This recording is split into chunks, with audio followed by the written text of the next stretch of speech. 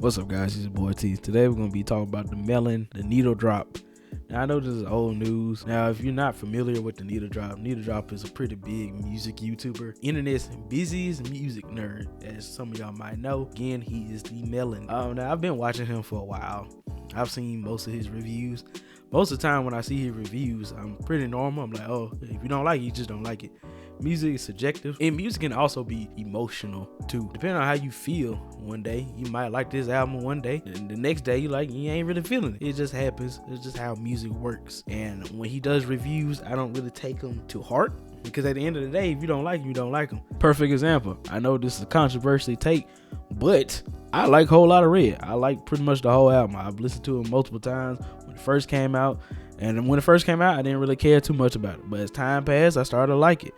You know, sometimes experiencing things and time passing would get you to like album. A perfect example of an album that I loved at first, but nowadays when I go back to it, I don't really think it's a 10 out of 10 no more. It's Better Off Dead by Flatbush Zombies. When I first listened to this, when I was, I don't know how old I was, 13, 14 or whatever, I thought it was the best album ever. Now, personally, right now, I don't have that same feeling. I don't really think it's as good as I remember. So yeah, I mean, I feel as time passes, you're going to feel different ways about music. Even if it was good before, you're going to change your opinion. Now, with that being said, I do not agree with most of the statements that Anthony Fantano made in his video, the unreviewable one, where he's talking about the new Kanye album, Vultures, that he did with Ty Dolla $igns. I listened to the album a couple times. I mean, it's okay. It's all right. It's not the best album, not the greatest album. So you can reference back to this. My first Kanye album was The Life of Pablo. My first Kanye album was The Life of Pablo, but I had went back to some of his previous albums, such as Yay, Yeezus, My Beautiful Dark Twisted Fantasy, Late Registration, Graduation, 808s and Heartbreak. I don't like 808s and Heartbreaks. I can't even hold you, dog. I'm sorry. I just do not like that album. But I have went back to his previous music, so I have heard some of the stuff he be saying in his songs. With that being said, though, I am still not a Kanye super fan. I'm more of a person who just listens to music. If it sounds good, it sounds good. And, you know, some of the stuff with Kanye just sound good. It just happen to sound good. And the reason I'm bringing this up is because Anthony Fantano has some choice words for people he feels that listen to Kanye or pay attention to what Kanye says a lot. So what I don't respect is the fact that he puts 3 categories. If you fit in these, you have to fit in these 3 categories to be a Kanye fan. You can't just be a normal person like me and you just happen to like the music. Now, I get it. Kanye has spouted some crazy rhetoric. However, with that being said, that does not necessarily make me anti-Semitic or make me a bad person because I happen to like his song or happen to like his music. I shouldn't just be pitted into these 3 categories because I happen to like the music. And I'm gonna go ahead and play a clip so you can understand, and he can pretty much explain to you what he means in these 3 categories. So this trajectory Kanye has been on as of late has left him with an interesting mix of fans. One, hateful psychos that actually agree with some of the stuff that he's been saying and are actually in my Twitter mentions theorizing that I'm a Jew and that's the reason I don't really like his recent music. 2, anonymous nihilistic teenagers that don't really think anything he says or does has any greater consequence in the world and are most likely bored and lonely and will just defend Kanye because watching him unravel is more entertaining than most things, and I guess brings some kind of meaning to their otherwise meaningless lives. And 3, cultish weirdos who parasocially obsess over him and everything he does, and would basically follow him to the ends of the earth. Keep in mind, these individuals have always been in his fan base to some degree, but prior they were at least mixed in with genuine hip-hop heads. Now, these 3 types of people, and there is overlap between them in Kanye's fan base, don't want to hear anything critical about him at all, ever. Now, it's just not right for you to make a generalization like that. Now, I'm not going to act like this is not true, that there are some people who follow this. And if I was to say it is not, that'd be ignorant of me to say that. However, you cannot just generalize everybody who happened to listen to this artist as these type of people. But one thing I will agree with Anthony Fantano is that yes, there are some people who probably do agree with Kanye and have been influenced by Kanye. Just like with anything, there probably are some people who are influenced by Kanye and like, hey, yeah, I'm anti-Semitic too.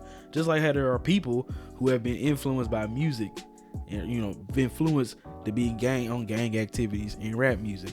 Let's keep it real. It's possible that some people are influenced by it. Some people have feeble minds and can't listen to stuff even if it's not necessarily fake, because some of the stuff that's spouted in rap music has some truths in it. There are some rappers that have some truths in their stuff and not just false realities. And even if there is false realities, some people will take that false reality and run with it and be influenced by that false reality that rapper speaks of. So there are some people who are influenced to do these gang activities or kill people because they see and hear their favorite artists talk about it, or hear people around them talk about it. So that's the same way as Kanye spouting Nazi rhetoric, which can influence people to do these things. Both this Nazi ideology and also the things that are influencing music and rap music specifically can lead to internal hate and hate in general, gang activities, murdering people that look just like you and me, or look just like you, right? Color your skin and everything like that. Both of these things can lead to murder. Both of these things can lead to horrific events happening. So that's why I'm like, it's kind of weird for you to say it's a problem when Kanye do it, but when Lil Durk do it, or anybody else that does spout this stuff in their music, it's okay because they happen to have a nice flow, or they do it pretty well, or they got a nice beat. It's just kind of weird for you to say one is worse than the other, and I feel like they're pretty equal. I mean, they both bad. They can both lead to somebody dying at the end of the day. I don't think either one is good to really be influencing or really be talking or listening to at the end of the day. So they both can lead to bad things. Now, one thing I do want to say this is, y'all get down behind Kanye and behind any artist that at the Fantana review. I swear. So I found out that he reviewed Ken Carson and Destroy Lonely's album, and when he did whatever his review is, I guess he gave him like 4s or 3s. I didn't personally like the albums. I listened to them. I just cannot get into them. I really do feel like the only reason why Ken Carson even got hyped up is because I'm fighting my demons. Because of that song. That one song got him a lot of fame.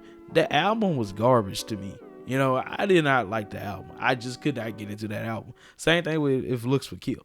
But with that being said, the fact that y'all found out that this man got divorced, one, I knew he had a girlfriend. I knew he had a black queen, right? But I didn't know he got married to the girl. But I didn't know he also got divorced. I never knew he was married. I just remember there was some black chick on the channel one day. And for the longest time, I thought this dude was mixed. I thought he was a Logic baby. You know what I mean? I thought he was mixed. Obviously not, as I've learned recently. With that being said, there's one thing I have to critique this man about. How do you not find beautiful big titted butt naked women don't just fly out the sky, How do you not find that funny? There's no way you don't find that funny, dog. That is weird. How do you not find go? Head so good she on a roll. She can ride like a carnival. I just did the impossible. Go.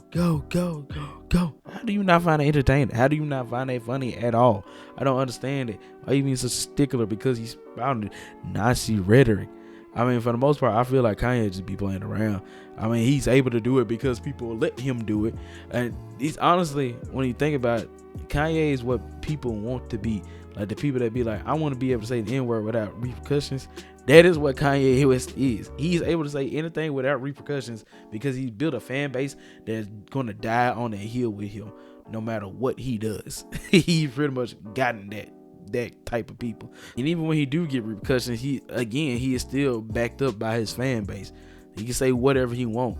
Yeah, like real high big players, yeah, he can't really get around with because he be spouting these things, as we found out when he apologized to Jewish people for all this Nazi rhetoric he was spouting. However, that don't even matter because his fan base is going to hold him down no matter what he does. So like I said, like Anthony said, there are some groups of people who do fit into those 3 categories, but not all his fan base agree with everything he spout. I guess you can count me as a fan, just not a super fan. And when it comes to him and me and my friend, when we see stuff that Kanye be in, affluent, like, be in or being around, or things he say, we just be like, this fool, like, why? It's hard to be a fan of Kanye nowadays. I give you that. But just because you a fan of him don't make you a Nazi or person who believes in anti-Semitism, believes in these rhetoric he speaks. Okay, this is Future Tristan. I'm sick. That's why my voice sounds like this. But with that being said, I also want to mention, because I forgot to mention this last night, that I did take the time to actually watch his review. I'm going to watch his live stream clip. And he did find some things entertaining about the album. I wish he would have put that in his review, because he did, at the end of the day, review the album. I don't even know why you named it that when you pretty much did review the album. But with that being said, I just wanted to just let y'all know that I did take the time to actually watch the live stream. Also, I don't have a problem with him doing this review. One, because hey, if you have a channel, you can get paid to talk about your opinion about something that you don't like. Why not do it? I completely understand it. Get your money. But at the same time, you still could have reviewed it. There was still some redeemable qualities of the album. There was good samples. There was good beats. I mean, the lyrics was, so-so. But there was still some redeeming qualities out of the album. So anyway, that's about it. It's been your boy T. If you like the video, like, comment, subscribe. And yeah, I hope you have a good day.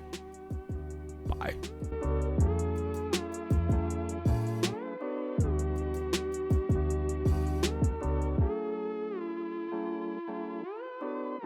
They said I had blood clots, but I'm not Jamaican, man.